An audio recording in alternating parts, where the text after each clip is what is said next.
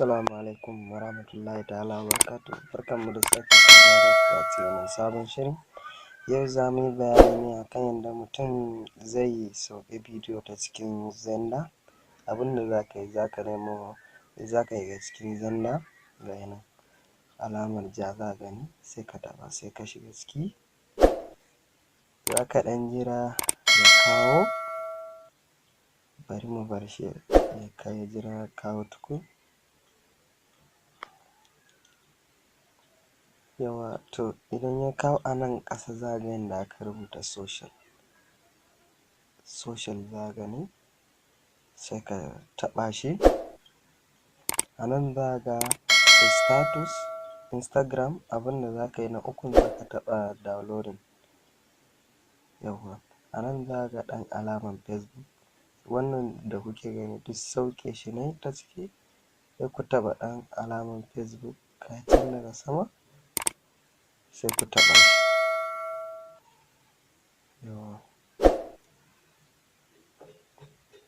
idan ya kawo sai ku je can wajen bidiyo, duk bidiyon da ya ma za ka yi shiga da bari in ga wanda ya yi kai, bari dai in ji har yanzu.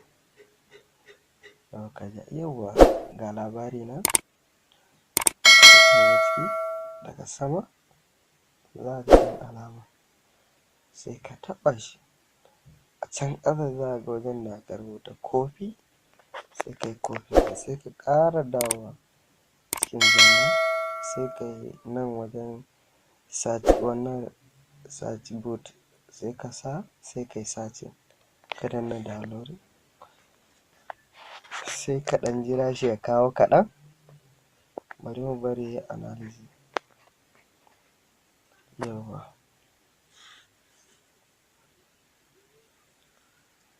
bari dai mu bari ya ɗan jira, network ɗin ne yana ɗan bada ma wahala kaɗan.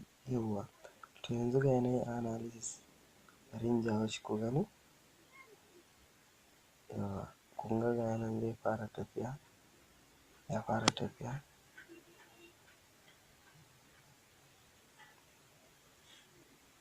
Bari mu jira ya yi downloading tukun.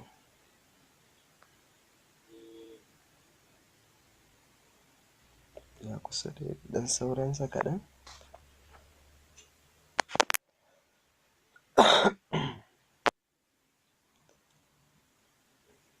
Yawwa in duba in ga ya kusa. Yawwa to yanzu ya sauke shi, bari ku kalla, bari in jawo bidiyo. Me ka yi, sai ka taɓa shi haka ga nan.